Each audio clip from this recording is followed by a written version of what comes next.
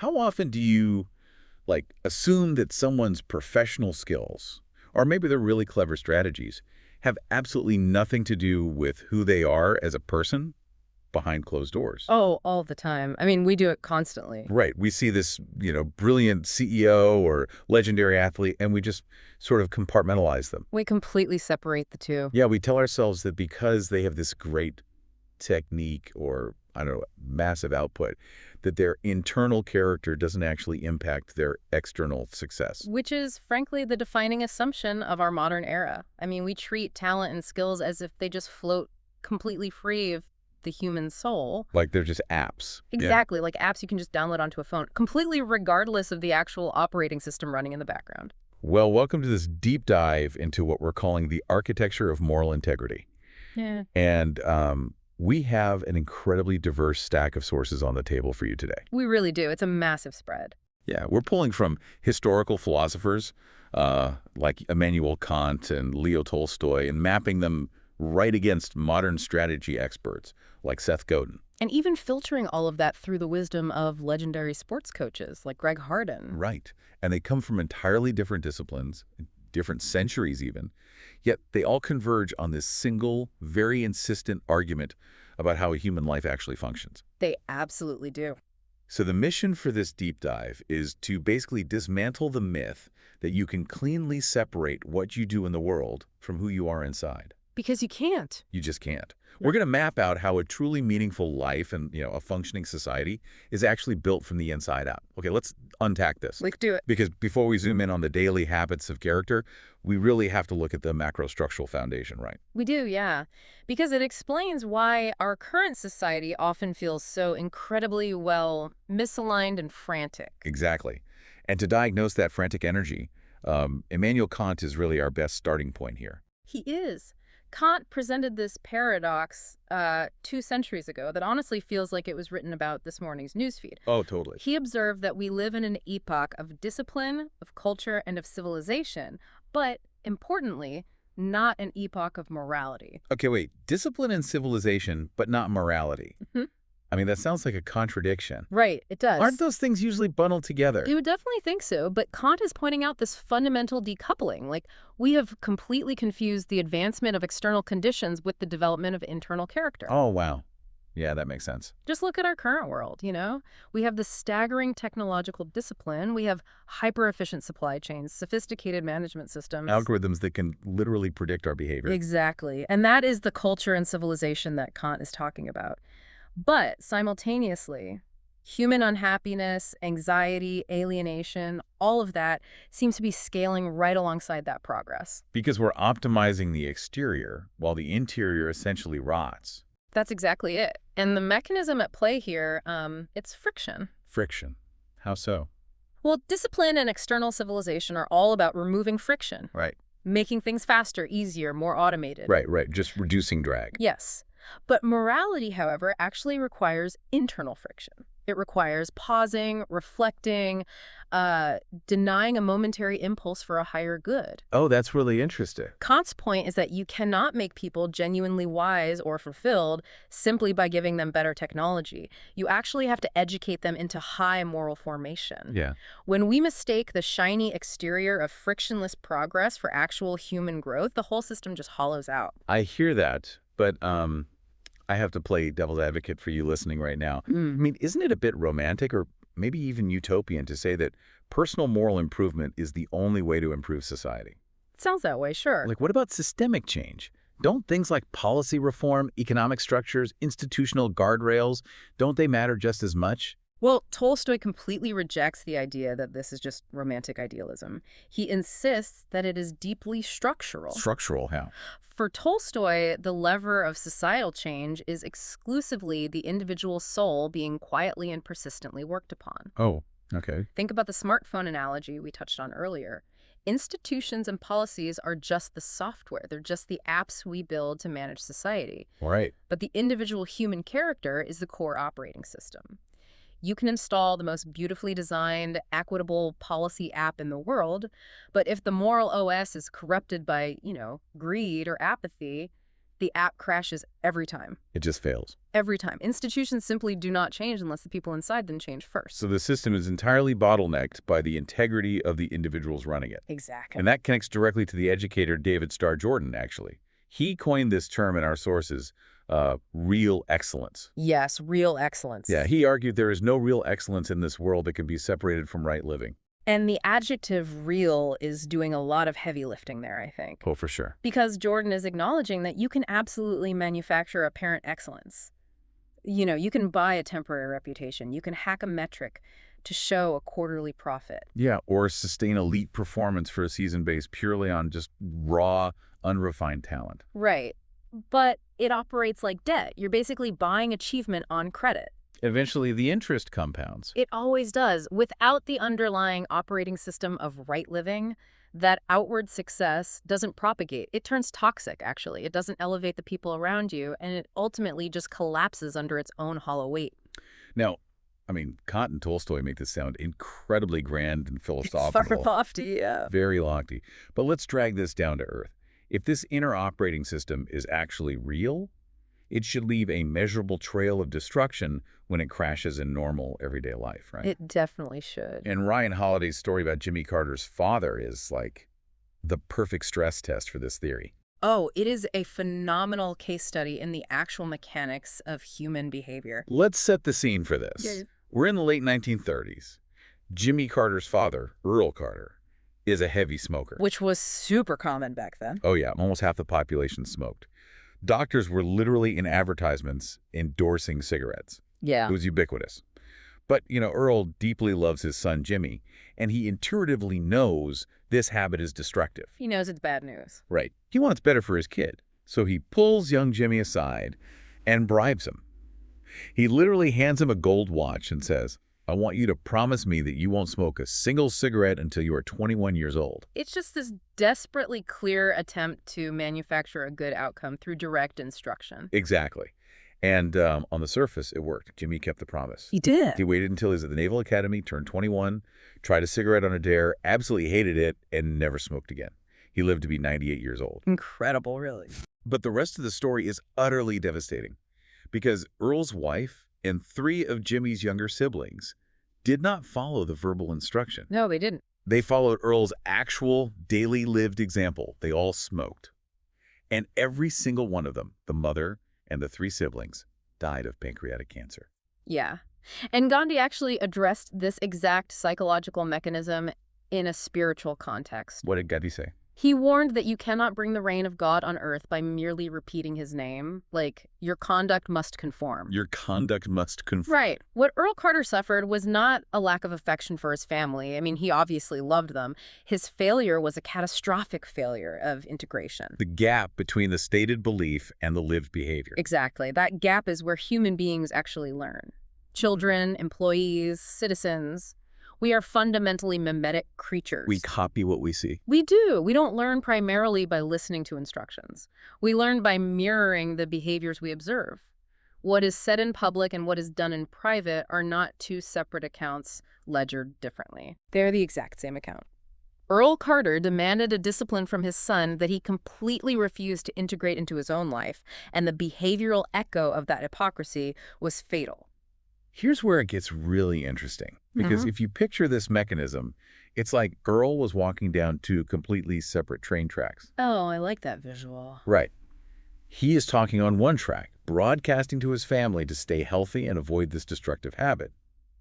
But with his daily actions, his actual footsteps, he is carving out a totally different track. Yes. And human nature dictates that people will inherently follow the track that you walk, not the track that you talk. Yeah. The verbal track simply doesn't leave footprints. It doesn't. The lived life is the only evidence the human brain truly trusts.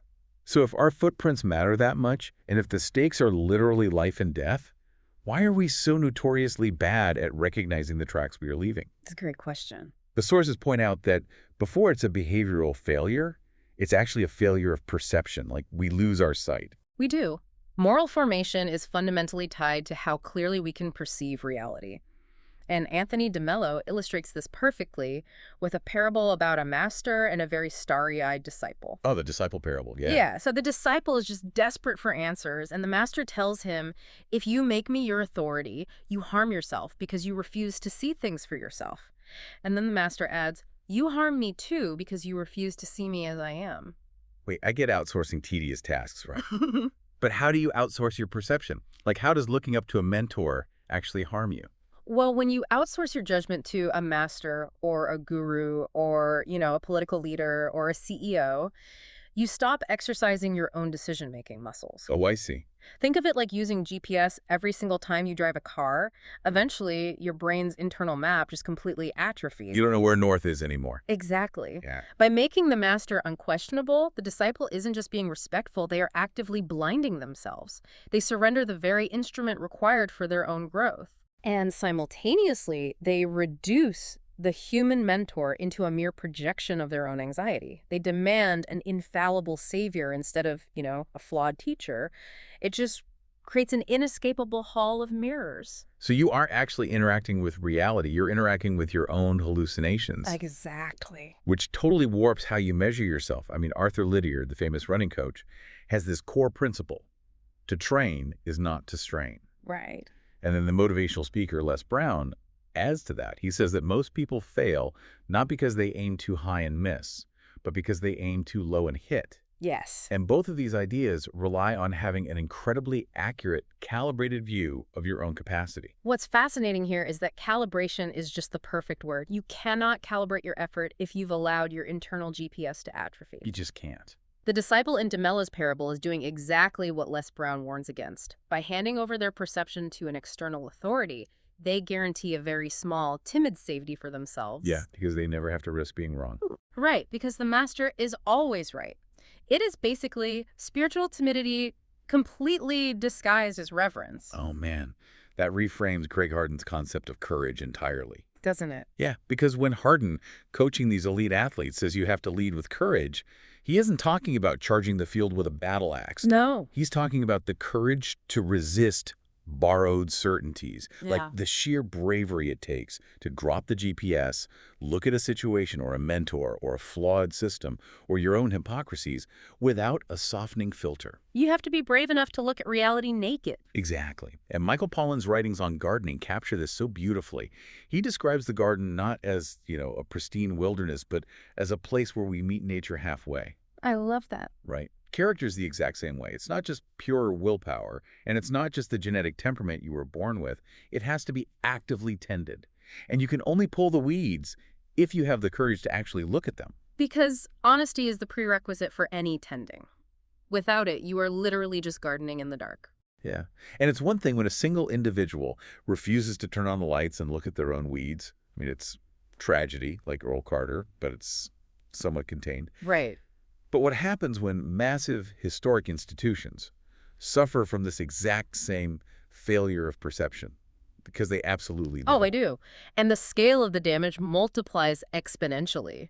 When an institution outsources its perception, it gets completely captured by external metrics. Yes. And Seth Godin's account of the U.S. News and World Report college rankings is just the ultimate cautionary tale here. It really is. Let's just look at the history for a second. You had a struggling weekly magazine sitting in third place behind Time and Newsweek. They needed to sell issues. Desperately. So the editors created this informal college ranking based on some incredibly limited, highly subjective data. It was essentially just a marketing gimmick. Completely. But it caught the public's attention. And suddenly, century-old universities, institutions with massive endowments and historical pedigree, started completely mutating themselves just to game this magazine's metrics. It is the absolute definition of institutional capture, and it happened because managing a rigid metric is psychologically much easier than managing a complex mission. Oh, entirely.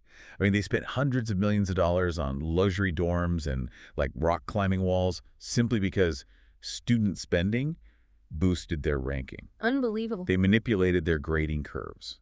But I think the most cynical part was the application process. Oh, the selectivity thing? Yeah. Universities intentionally marketed themselves to thousands of high school students that they knew they would never accept, explicitly to inflate their rejection rates. Because rejecting more students boosted their selectivity metric on the U.S. News spreadsheet. Exactly. And we are right back to Immanuel Kant's paradox. The external discipline completely devoured the moral core. The ranking was originally designed to reflect the quality of the institution. But within a decade, the institution deformed itself to reflect the ranking. The measurement became the master. The measurement became the master. It's just an institutional hall of mirrors. They are no longer educating students, they are servicing an algorithm. This raises an important question, though. How does an institution, or even just an individual professional facing quarterly reviews, actually resist this kind of systemic capture? That is the million-dollar question. Right. Because when the financial and social pressure to conform to a hollow metric is that intense, what is the defense?